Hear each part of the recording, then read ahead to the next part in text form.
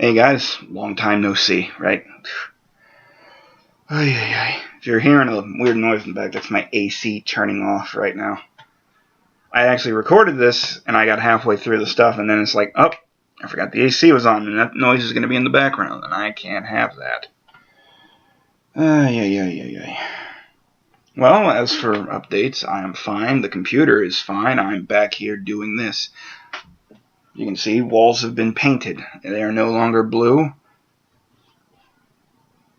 I don't think I did much of a good job. Some of my old blue is actually shown through in certain spots.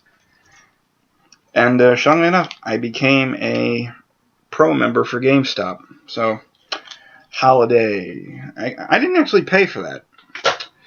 Apparently all the points that I had on my Pro Rewards card had deemed me enough points to get it for free, so I get the Game Informer magazine, and I get all the benefits of 10% extra trade-in bonus, and I get the buy 2 games, get 1 free up to a $55 value or something like that. So I guess I gotta buy 2 games that are worth a total of $55, and I get 1 for free. Hooray. But onto the finds. A lot of this stuff has just been weeks on weeks of build-up. Some of it's gone because I took it to Berlin and sold it. And some of it's just been added to the collection. All this and this stack here are all PlayStation 2 stuff.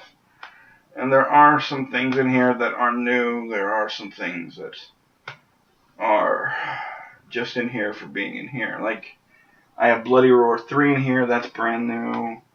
Resident Evil 4 Black Label, that's brand new in here. The Warriors is new. God, whatever. What else do I have? I finally got Kingdom Hearts is in here.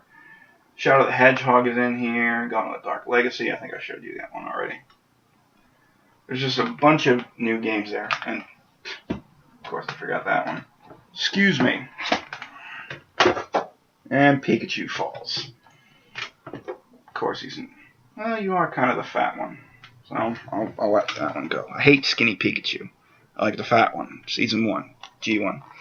But on to the finds. Let's see. This one I got off a guy. He wanted 6. I offered him 5. He took it. Yu-Gi-Oh! World Championship 2004. I like Yu-Gi-Oh! I have all the console games already. Minus the PSP versions and a few DS versions. I'm trying to get all of these versions now. And I got these next 3 games for $1 a piece. Yu-Gi-Oh! Worldwide Edition, Power Rangers Time Force, and Croc 2 for Game Boy Color. Okay games in their own right. I don't really play Game Boy Color that much. I'm more of a DS, GBA guy. I'm just throwing this out here to get it out of the way. Recent pickup, The Hobbit Battle of the 5 Armies. Went to Target, got it for $13. And apparently, I don't know if you can tell. Yeah, there you go. There was water on this. They would usually have like a cardboard sleeve. And it's not like the cover art is damaged or anything.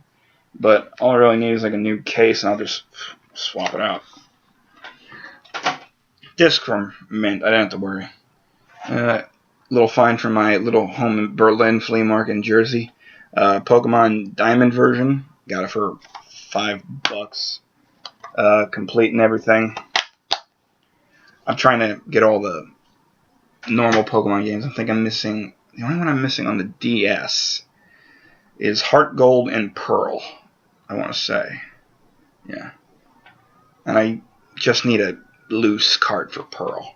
There was one at the flea market 2 weeks ago for $15 from a resale, and I was like, I kind of think I should have grabbed it because I think it's still $25-30 at GameStop.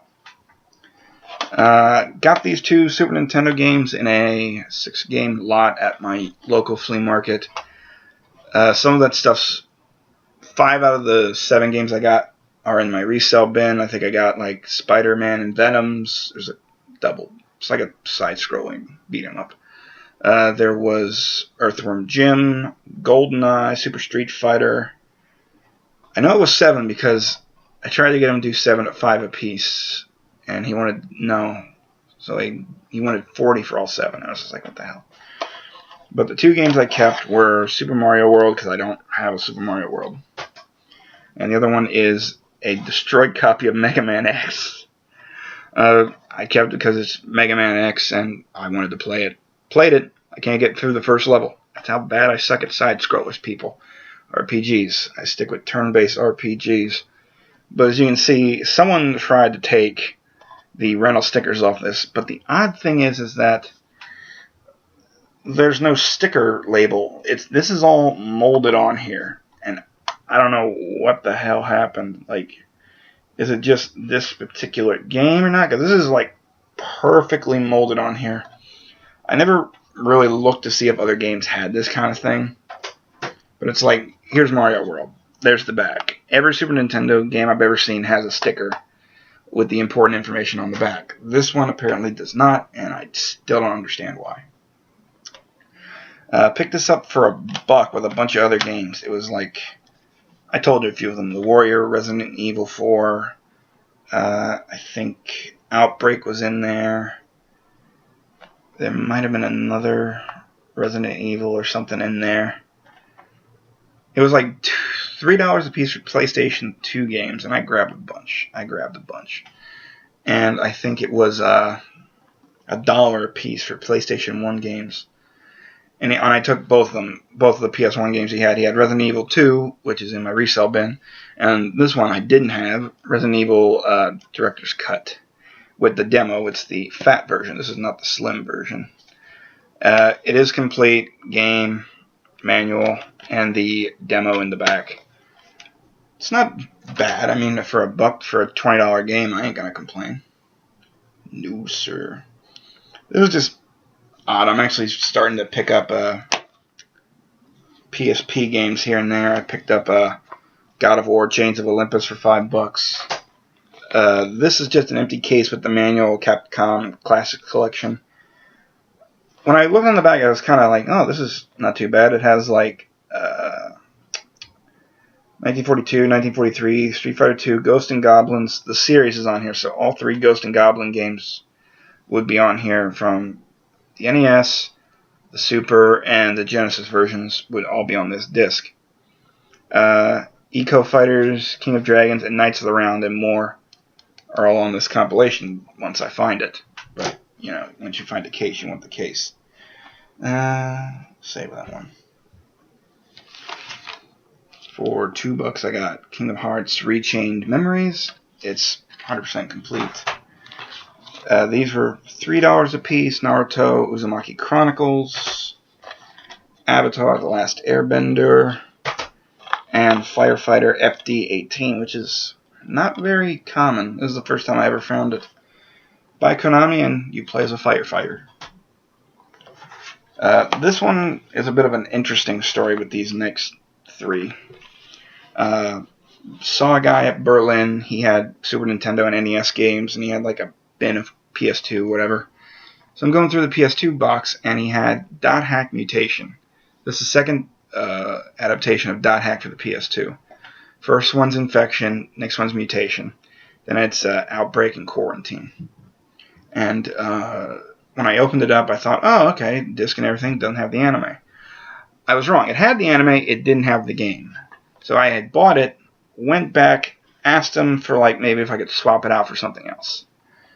After going through what he had in his bin, he had this game, I didn't have it, Full Metal Alchemist and the Broken Angel. I had paid $20 for the Dot Hack game, and he had this marked at $11, so I just swapped it, got $9 back, and I got this.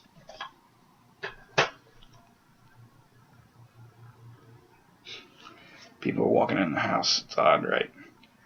And then, let's see, I did a trade with him. Yeah, I did a trade. And he got Power Stone for the Dreamcast, Power Stone 1. I ain't stupid. I had already sold Power Stone 2 a while ago. And I got these 2 PSP games. Why PSP? I like PSP more now than I did the Dreamcast. I still have my Dreamcast.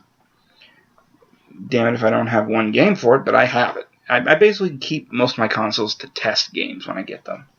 That way, at least if I sell them, I can tell people, hey, it works. But I got a Valkyrie Profile Linux for the trade, and I got Phantasy Star Portable for the trade. I think he had like 10 on one and 12 on the other, so which isn't bad. I think I looked it up. Valkyrie Profile's around 15, and Phantasy Star's about 15, so it generally came out to around the right amount of trade. This was another odd find. Pokemon or Poke Park 2 Wanders Beyond. I think this is like a $20 trade-in. I haven't checked. I've been trading in with GameStop every now and then, but the good thing that I liked was that it had Poke Park, the first one in it. I put this in here. It was actually a loose disc. The disc is not in good shape at all, but it does have Poke Park 2. That was $5. If I ever decide to trade this in, I will trade it in, but I am a Pokemon freak, so I will keep it. This is actually the deal that got me the Pro membership. I had brought in Mario Kart 8 and... Not Mario Kart 8. I brought in Mario Party 8 and Mario Kart Wii. Mario Kart Wii is usually 12, and the Mario Party was 22 in credit. After my Pro earnings, I got about 36 in trade credit. I had maybe 18 into the stuff. I try and keep track of what I put in my games when I trade them in. So I paid 18 out of my...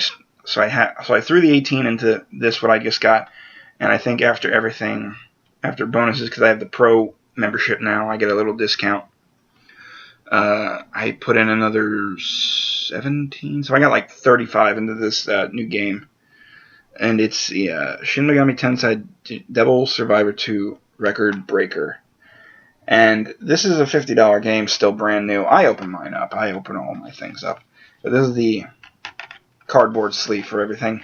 The decals are in here. The CD's in here. Here's the game. Brand new. Guess what, folks? There's not even a manual in here. I am serious. There's no manual for a brand new game for Atlas, and I trust Atlas to give me at least something. Example, this is Devil Survivor 1 Overclocked. There's your manual, and it is a thick book. So I don't understand why there wouldn't be a manual in there. I guess with all the contents of the music CD and the decals, that it just wouldn't work in the budget. So that's my process of it. And on to I'll save that stuff for later. This is another $5 find, which I'm either going to sell at Berlin or I'm going to just trade in just because it's a good amount of store credit. Pikmin 3. And it's complete game and manual. The thing is, like, whenever I go to Berlin with my new games, I try and base my prices not off eBay on some of the stuff, but in my trade credit. I sell Mario Karts for the Wii for $15. I usually sell, what is it? Mario Galaxy 1 or 2 for $15.